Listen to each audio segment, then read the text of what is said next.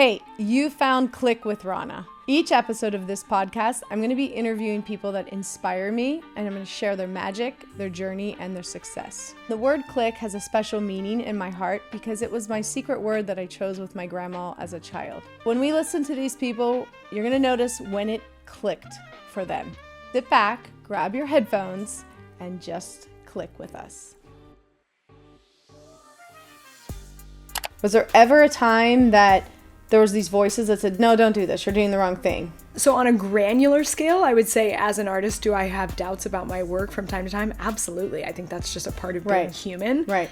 You know, my work very fortunately brought me to about 60 countries in the last 10 years. So cool. I was out there in the world in these really strange places that maybe otherwise I wouldn't have been to. Like, that is not what I was expecting you to say. I was not expecting that either. Right? Yeah.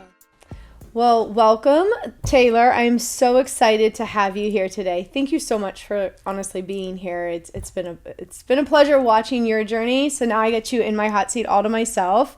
I'm so proud of you. I'm so excited to have met you, and I want everyone else to know about you. So that's why I asked you to be here. Thank you so much. I'm so excited to dive in and talk with you. I love it. So tell us a little bit about yourself, who you are, what you do, and just give me the background on you. The rundown. Yeah. Well, I'm Taylor O'Sullivan. I'm a fine art photographer, and I haven't always been a fine art photographer. I grew up as a filmmaker and photographer. I worked in the film industry for almost 15 years and worked as a commercial photographer. And just in the last 2 years transitioned into fine art, and it's been such a rewarding transition. That's amazing. So I know you from my industry, and we got the pleasure of working with you and using your beautiful fine art photography. And I'm just in the little bit of time that I've known you, I've seen you grow so much. I'm so impressed. And you are a wise old soul, but you are very young in the grand scheme of things. That's Not a compliment. That young, but thank you. In the grand, it's funny. I remember when I was your age, and people would say that to me, and I'm like, I'm not that young, but you are. And once you start to see the world, and you go back, and you're like, I really was young. Yeah. You're just a baby in the world of but it's amazing what you've accomplished. But you do, when you say you have 15 years, I'm like, how is that possible? But tell me about, let's go back to your childhood. Yeah. Did you ever know you would be doing this? I don't think I knew that I would be a fine art photographer. I think that I was always very open to the arts, and I always loved being creative and expressing myself. I was very fortunate to have fallen into filmmaking accidentally when I was 13. I accidentally got enrolled in the wrong elective class. I got put in a choir class, and I have a terrible singing voice. And so I went to my guidance counselor and I begged her. I was like, can you put me in anything else? She said, all we have left is this video broadcast journalism class if you want it. And I said, yes, anything other than choir. And it was when I was 13, that first year, I learned how to shoot, how to edit, how to do lighting. And we produced the morning announcements, which were on the high school TVs. And I totally fell in love with it. And almost instantly, that became everything that I cared about at school. I still, did sports and got good grades so that I could go to a good school. But I knew in the back of my head, I was like, I want to make movies. I want to make TV. I want to make film. This feeling that I have when I'm creating is intoxicating. And so I really poured myself into it, and I'm a very dedicated person. So when I set my mind to something, it's almost like, okay, it's going to happen. It's just a matter of when. And so I went to film school here at Chapman University, had an unbelievable education that really primed me for a very robust career in television, movies, and in documentary film. And that's actually, documentary was the basis for how I eventually got into photography, was that I would go into the field for shoots or for clients, and I would sometimes go for days, sometimes months, and I would always bring a camera, usually a film camera with me, just to kind of have on me for fun. It was always filmmaking was my work, and then photography was something that I just did because I loved it. And so if I had an extra hour before my call time, or maybe a day off, if I was in some strange location, my work very fortunately brought me to about 60 countries in the last 10 years. So cool. I was out there in the world in these really strange places that maybe otherwise I wouldn't have been to through the vehicle of documentary film. But that's when I started taking photos, and I never really shared them with anyone. It was always just something that I really did for me because it filled my cup. And in the last couple years, I'd say about 7-8 years ago, I started to work more as a commercial photographer, shooting people, shooting products, working for brands, working for musicians, and just had so much fun doing it. But the thing that I realized was that, say I would go into the field for months and I would create, if I was working on a short film or even on a long form movie, the shelf life of what I was creating, it felt really short. And especially when I was working as a commercial photographer, I would take a photo of somebody and I could have worked on that or prepped for that for weeks or months. And then it would go onto the internet, whether it was, on social media or on a website, and it just felt like it was relevant for a couple minutes. Right. And then it sort of just disappeared. It faded into the ether of the internet. Interesting. And I felt like, and maybe you can resonate with this feeling because you create permanent, long-lasting settings where people enjoy their lives. Yeah. That's what I was craving. I was craving something that had more longevity and more weight to it. I wanted to see the thing that I created that I felt so passionately about. I wanted to see it for more than 5 minutes. And so when we moved to our place in Laguna, I printed 1 or 2 pieces of my photography that I really loved. And I remember the feeling of putting it on the wall and then taking a step back. And I actually just got goosebumps. If you could see the little hairs on my arm. Look at you. Affirmation. And that's the click moment, right? If there's arm hair, there's a click. Absolutely. And I just remember taking a step back and looking at it on the wall, and I was absolutely captivated by the feeling. I was like, oh, this feels so good. I care so much about this image. I spent weeks creating it. It was shot on 35 millimeter film, so maybe I had to wait a couple weeks to even see the image. And now here it is, immortalized on my wall forever. And that was kind of it. So that was your click moment. That was the click moment, 100%. And anybody that knows me will tell you I'm a very full-on person. Yeah. So I'm either going to do something like 110% or I'm not going to do it at all. Yeah. And I got the feeling, the little spidey feeling came up where I was like, oh no, I'm going to have to start a fine art photography business and a gallery and all this stuff. And that's exactly what happened. Oh my gosh, I love that. That's exactly such a cool story. It's very organic, but you stayed true to what you felt deep inside you. And going back to your childhood, this was in you, and you recognized it, and you paid attention to it. Was there ever a time that there was these voices that said, no, don't do this, you're doing the wrong thing? No. No? I definitely have had doubts while working. I think as creatives, sometimes we have very high standards for ourselves. Sure. I have very high standards for myself. So definitely in the creative process, I've felt moments like, oh, I wish I could do this better, or I wish I could give this something that it needs to elevate it to the next level. So on a granular scale, I would say as an artist, do I have doubts about my work from time to time? Absolutely. I think that's just a part of being human. Right. Did I ever feel doubt that I was on the right path and that I was living in alignment? Absolutely not. It was like the easiest yes decision. And it's always, even when it's hard, working in film, it's a lot of work. Working as a photographer, it's a lot of work.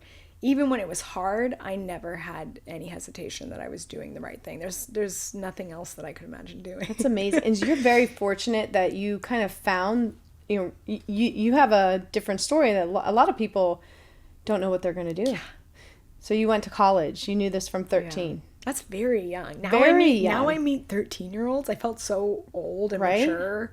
And I think I am a bit of an old soul. You alluded to that. I definitely am. But now I meet 13-year-olds and I'm like, that's so crazy. That's a child. And I knew the first time I picked up a camera, I was 13. I knew. I was like, oh, this is it. There's nothing else for me. That's awesome. What a gift. What a blessing to know that, right? An accident. Yeah. An accident. And I think, we talk about this a lot, is sometimes the best things come from accidents or mistakes or, things that go wrong, and not the way that you not the way you hoped. Perceived. Yeah. Yeah. And not often, do you get this trajectory, but that's pretty amazing, because I certainly wasn't my first career what I'm in, but I do know that what I'm doing now, I did bits and pieces of it along the way to kind of corral me into this realm. Even the yoga. Yeah, everything. Everything has led you to where you are now. Everything. Yeah. And so I say that to people, like, you're a living, breathing example of following what your gut and your heart is telling you to do. And so the filmmaking, is that still something you do? But tell us, I want to know, like, I'm intrigued, because did you ever go, when did you start traveling? 60 countries? Yeah, about 18. Wow. Yeah, I was 18. The first really big documentary trip that I went on was through Chapman University. They had a scholarship program where we got to go to West Africa for about a month to make short documentaries for nonprofit organizations. And so that was the first time that I was in the field for several weeks, really out of my element, and I loved it. I was out of my element, and then I was so in my element. Wow. I was like, this is the best thing I could ever imagine. I get to travel, I get to connect and meet people that I otherwise never would have met. The intention behind the short films that we were making, there was such a power behind it because it was in service of these really amazing organizations with these incredible goals and aspirations. And so that's kind of how it began when I was 18. And then the first job, when I graduated from film school, the first job that I had, it was a crazy job. I was a filmmaker and photographer for a company in Thailand that offered 6-week tours of Thailand. So I moved to Asia with 7 days notice, didn't know a single person, got on a plane, moved to Bangkok, and then I would live on these 6-week tours where I would basically just follow people around having the time of their life in Thailand, hiking, going to beaches. And you're 18. I was 21 at that point. 21 at that point. Yeah. And in that job, I was shooting photo and video every single day. And it was the best job that I could have had, because I think in order to really hone a skill, whether it's filmmaking or photography or design or anything, I really think that doing it every day is the best way to get better at it. And I have young people and other film students come to me and ask for advice about how to get better at their craft or how to travel more. And what I always say is just shoot every day. Even if it doesn't have to be exciting every single day. Right. It could be, a vlog, a day in your life. It could be shooting your cat. Yeah. It doesn't really matter, but the more you shoot, the better you get at it, the more confident you feel, and then your work elevates overall. So that was really the best first job I could have had, because I was shooting every day. I was editing in the field and constantly honing my craft.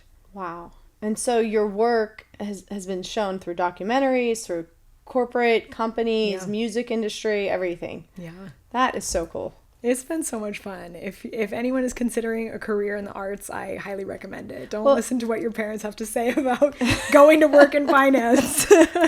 And this is partly why I want to talk about this stuff, because I was talking to Moya on one of my podcasts.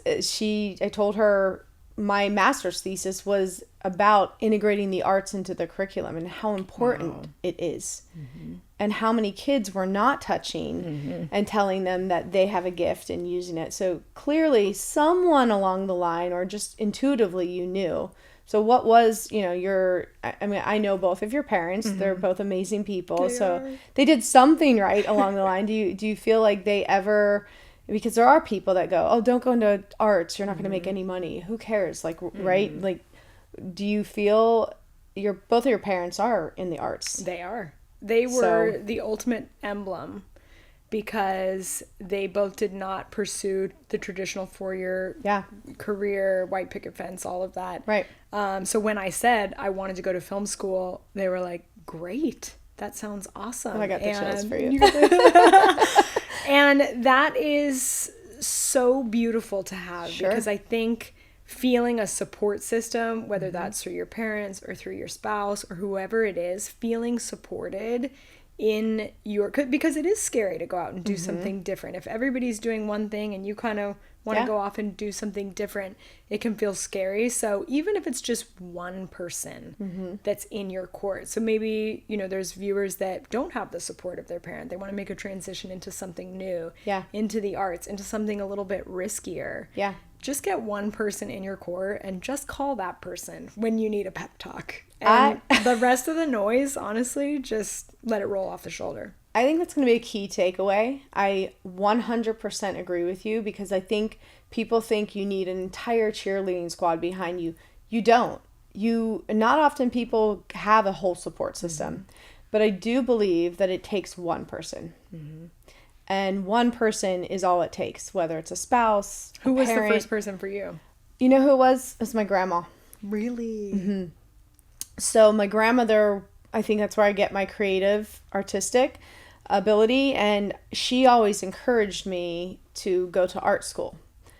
I couldn't understand what I would do with that, because I'm artistic, I can draw, I can paint, but I never saw myself as that good. I wasn't going to be a fine artist in my mind. Like, I love museums, but I couldn't comprehend, what am I going to do with an art degree? It wasn't until I realized that later in life, going through teaching, not wanting to be a teacher, my grandmother was right. I should have gone into some sort of art. I should have been an art teacher, if anything. But it all worked out the way it was supposed to. I went back to design school, but it was only that one person that it was in the back of my mind that I can do anything I wanted. She was my biggest cheerleader. And she was the one that told me, like, because I think she was living vicariously through me. Because her generation was never probably taught to go to art school. They weren't even taught, like, to go to school. I mean, she was just supposed to be a mom and a grandma, and that was it. So she, I think, always missed out on that. She wanted to go to art school and live this big life. And so she would always say, I'm living my life through you. So every time I would travel and go to Europe, and she's like, and she would just be my pushing, like, keep doing it. You're on the right track. It only takes one person. It only takes one person. Yeah. So all those people that are going, I don't have anybody, just takes one. Yeah. One person to believe in you. And if it's not anybody, like, believe in yourself. It's true. I think we're so much more powerful than we really give ourselves credit. And I think a lot of it is about the way that we talk to ourselves and perception too. So I believe that I can do something, then I will. But if I talk to myself in a way that's negative, oh, you're not good enough to do this, you're not creative enough, you're not a great enough painter, you're not X, Y, and Z, you don't have the background, then that's what you will manifest in your life. So I think it's also a lot about mindset. Mindset. It's one of my favorite words, and manifest you just used. I'm 100% believer of manifestation. I feel like what we're sitting in right now is just one day a thought. The living embodiment of. Yeah, and the lady that was moving out of the space, and I came in, it just literally happened in a day. I got the space. And then it just started unraveling, and she said to me, I think you need a space for a creative space. And she kind of knew more so than I even knew. I was like, I'm just taking this leap. Something was calling me to have this space. But I believe your mindset is everything. I mean, how much of your life do you practice manifestation, whether you call it that or not? Or I can tell just from, 20 minutes of sitting here with you, you are the glass, half full. Totally. Yeah, I think it's something that I've practiced my entire life. Yeah. And only in the last 5-10 years could I really articulate it in that way. I think it's something that I've always done. Visualization, I think, is one of the most important tools. And so as a kid even, if I could picture something, I could do it. And so I think that's why I said earlier, it's all about mindset. It's like the way that we talk to ourselves, and also the way that we picture our life ending up. You're writing it in your head. You're writing your future and your reality in your head every day. So I think only in the last couple of years did I know that it had a name, manifestation, visualization, but weirdly it was always something that came very inherently to me, even when I was a lot younger.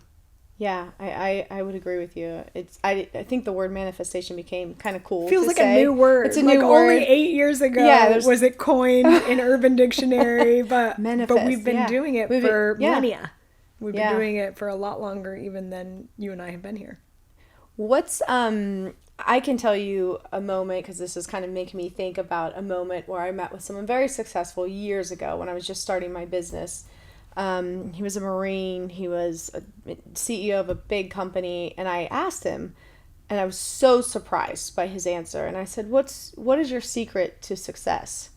And how did you get here? And do you have any idea what he would told me?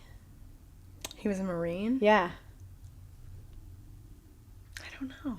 What did he say? He told me gratitude. Yeah. He said, every single morning I get up and I meditate and I write in my gratitude journal. And I was blown away by this 6'2" big Marine guy that said that to me. And here I am with my, yoga teacher turned into a designer. I'm like, that is not what I was expecting you to say. I was not expecting that either. Right? Yeah. But it stuck with me all these years. And those are the types of moments that I think like that really resonate with you. So did you ever have one of those moments where someone influenced you in a big way? I feel like I've been very fortunate to be surrounded by a lot of really strong and creative entrepreneurs. Almost everyone in my family has kind of done things their own way, right? Didn't necessarily go to college, kind of started the company on a whim. My grandma also is a huge inspiration for me. She worked through the LA Times through the 60s, shattered the glass ceiling, traveled all over the world.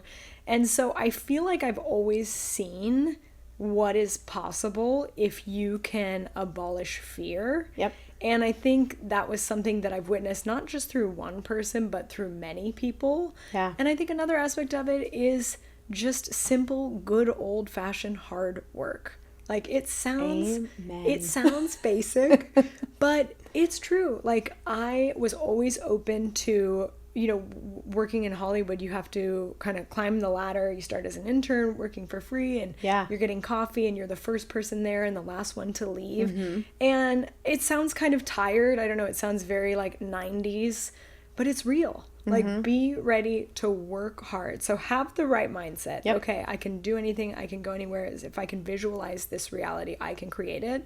But it's not sparkly rainbow magic. For me, it also required real, tangible, hard work. And I feel as though I've always had a lot of really powerful representations of that.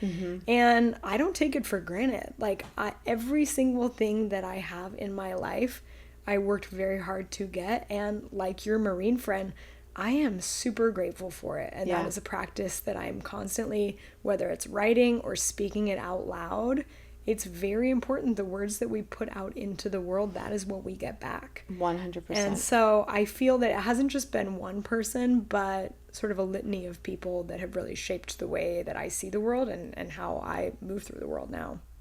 I love that. I love that you're mentioning that about it's like it goes back to who you surround yourself with. The 5 people. Yeah. Yeah. I mean, it's a real thing.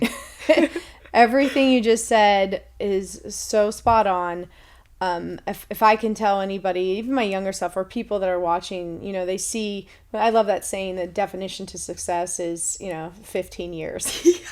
It's success. True. It's like, do you realize how much hard work it takes to see the outcome? It doesn't come overnight. And then you see that in a lot of, I think, the younger generation, and it's something I'm really hoping to instill in my son and daughter is like, you have to work hard to enjoy it too, the process of it, because if you just get straight to the top, what do you have to like reflect on? It's so funny that you mentioned that too, because I think in a lot of ways social media has sort of diluted people's perception of success. Right. Because in a couple rare cases, someone can make a viral dancing video and then overnight that person becomes a pop star and they have an album and they're on Broadway or they're in Times Square. And I think that is such a small, tiny percentage of the world. Absolutely. But that is that's what gets people attention. Yeah. And so I think a lot of times, like when I'm hiring for my business, I think a lot of young people have this idea that right when they graduate, they should be running the business, or like an unpaid internship is like a blasphemy. And look, I think people should be paid for the value that they bring. I don't think unpaid internships are great, but the idea that things happen overnight, I just don't think is accurate. And I think in some ways social media can sort of dilute that, because people just see where people ended up, and people might think that about you or me. Oh, they see the business, the studio, the job sites, the clients, the art show, the big celebration, but there's so much that went into that is not seen, and those are the important bits. It's great, I think, to celebrate your wins and to spread positivity and joy that you're experiencing in your life on social media. But not everything is going to be filmed, and not everything is going to be exported and color corrected and perfectly framed.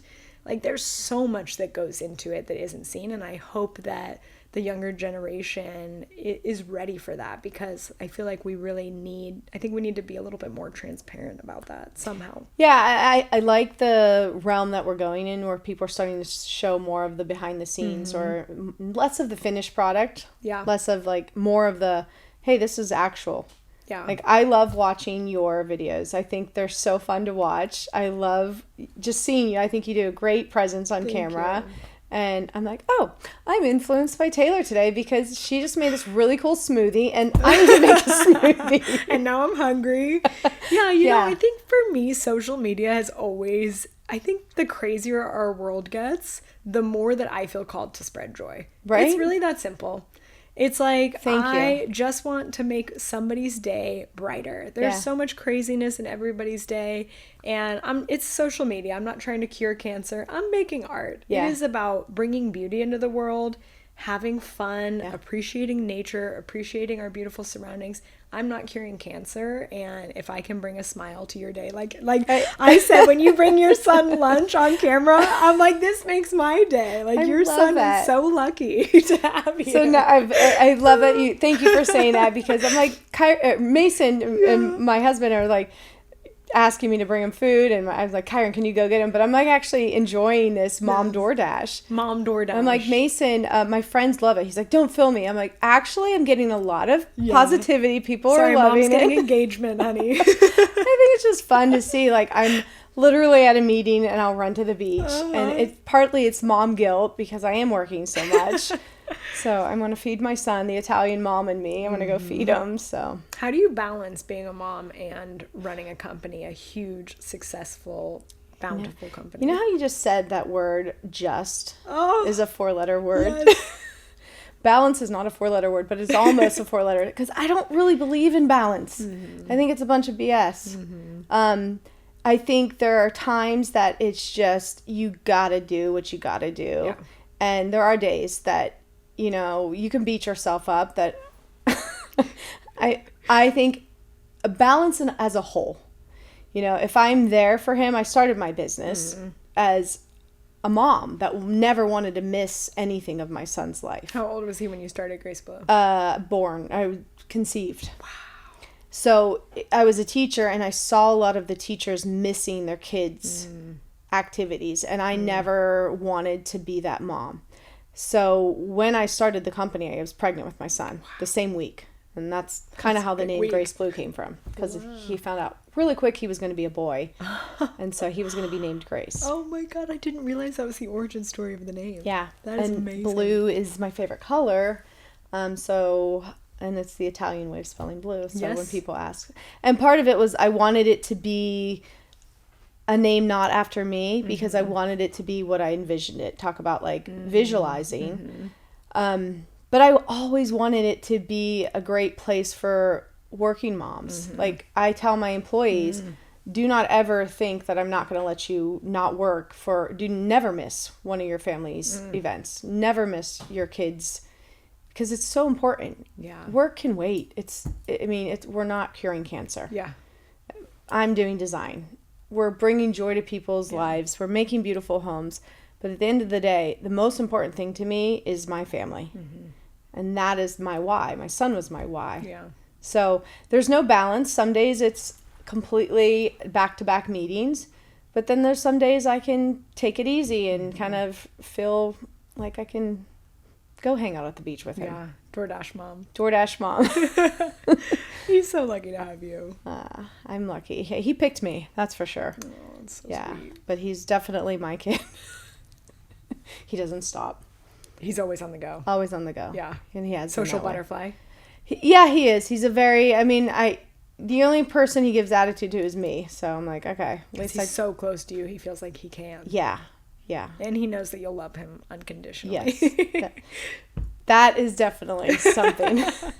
He uses it to his advantage. He definitely does. But he's a great kid. I'm super proud of him. And I cannot believe I have a senior in high school. That is so wild. It's wild. Congrats. Thanks. You made it. Made it. I raised a good human. That was my goal. Yeah, you've done it.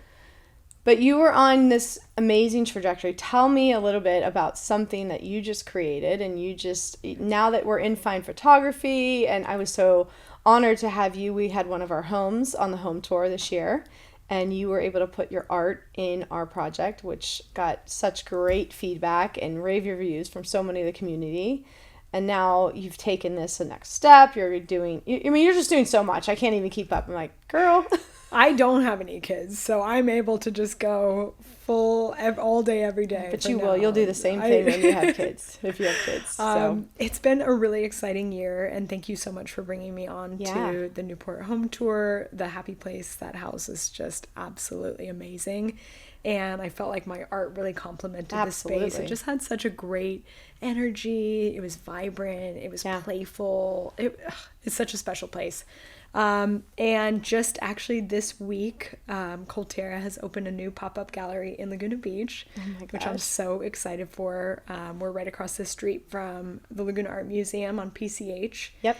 And I'm going to be there through the end of October, and it is an unbelievable space. I'm sharing a really large, beautiful gallery with GW Contemporary, who's a dear friend of mine.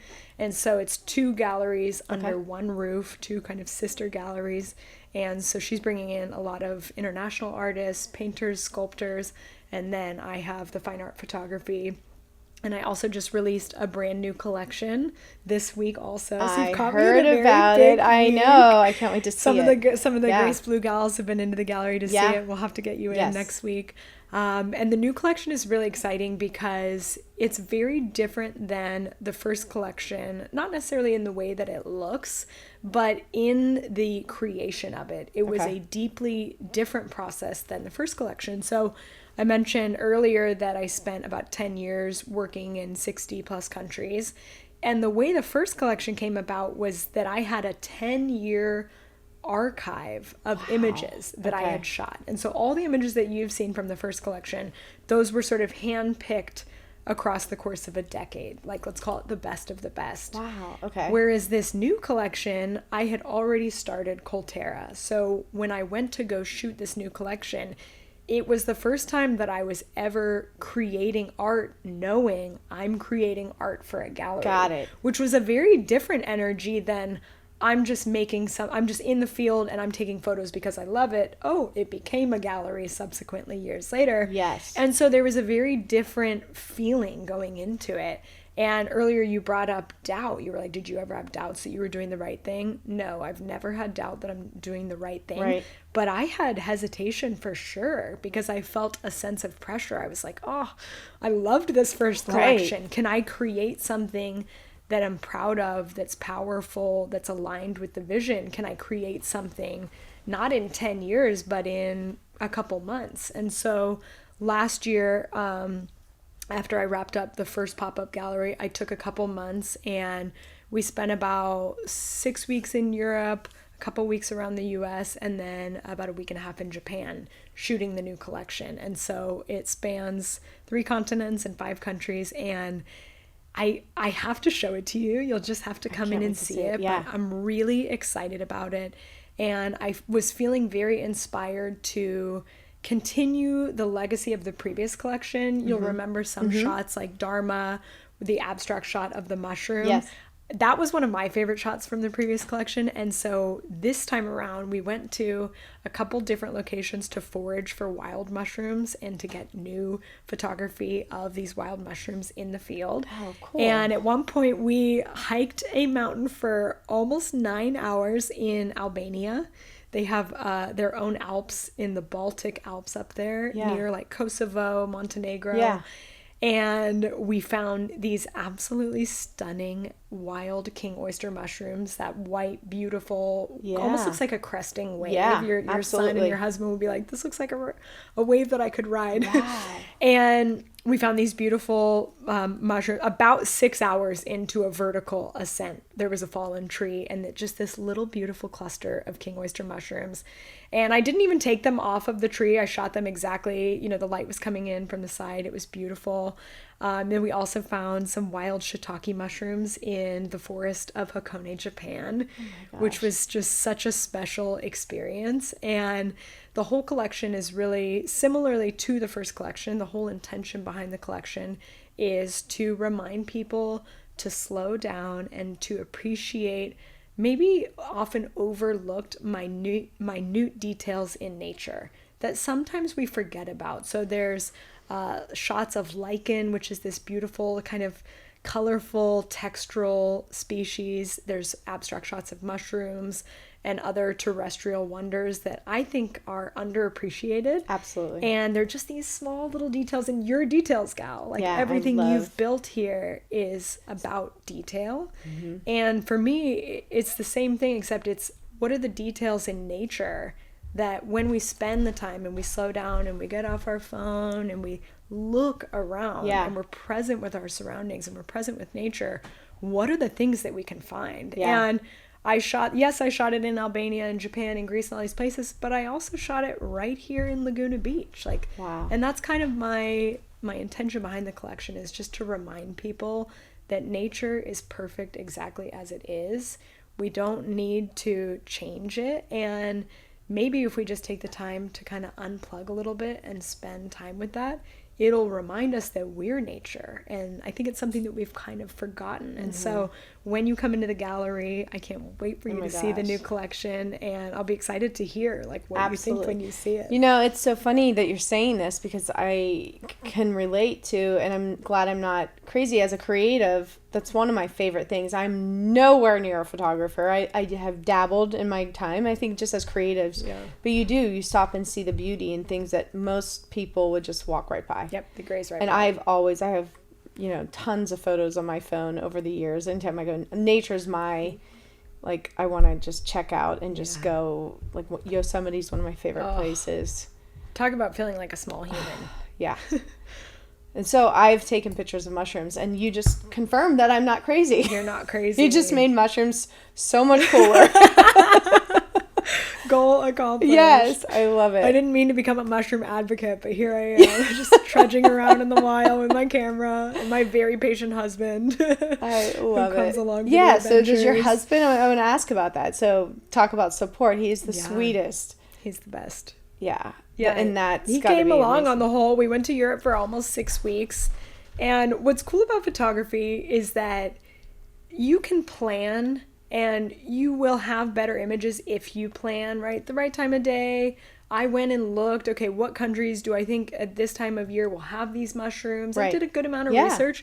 But a lot of it is about surrender. And a lot of it is about being really in the moment, open to pivoting, open to exploring what presents itself instead of trying to control the moment. That's what photography is about for me. And I also shoot on 35 millimeter film, which means that I don't get to review the images in live. So nothing's digital. There's, in the collection, there's 30 pieces in the new collection, and about 90% of them are 35 millimeter film. Way. There's a couple digital Good for shots you. that I needed to be able to zoom in a little tighter on those beautiful mushroom gills. But about 90% of the collection is 35 millimeter film. And what that means is that I'm forced to be very deeply intentional with what I'm shooting. So if I have 36 shots on a roll of film and I'm going to Europe for 6 weeks with 10 or 20 rolls, I have a very finite amount of images, and that implores me to be a lot more intentional, a lot more focused, a lot more present. Yeah. It's kind of like the yoga of photography. It's the more that you're saying this, I'm kind of going, this is the way life used to be. Yes. This is what yogis strive for. Yes. To be the human being. Being, not the doing. Exactly. And like that's wow. That, and I've practiced yoga for totally. I've practiced yoga for, almost 15 years. And for me, 35 millimeter film is the yoga of my craft. It's when I get to be fully present. It's when I get to kind of, that feeling where all the noise just sort of dissipates, almost like when you go underwater in the ocean. Yes. And you have all the noise and chaos, and then as soon as you go under, it's quiet. That's actually how I feel when I'm shooting film. It's like everything peripherally fades into the background, and it's just me and the shot, because there's no editing. So when I'm framing a shot, say I'm this far from a mushroom, giving the mushroom no personal space, right? Yeah. It's just me and the shot, because I know I'm not going to alter this in any way. So what I make in this exact moment, that's what's going to go up on the walls of the gallery. So tying it way, way, way back, you were saying, your husband is incredibly super supportive. He comes on all the adventures, and he's just the best person to be on an adventure with. Aww. Because he also worked in film and so understands the creative process and bolsters my creative process. Like we're able to have nerdy conversations, right? What's the light doing? Is it going to be golden hour when the sun passes past this mountain? What do we think about? Is there going to be a light on this and that? And so it's so fun to be able to be out in the world, living my life, experiencing all that the world has to offer with somebody that I love, and also being able to create at the same time. It's like, I honestly couldn't think of anything better.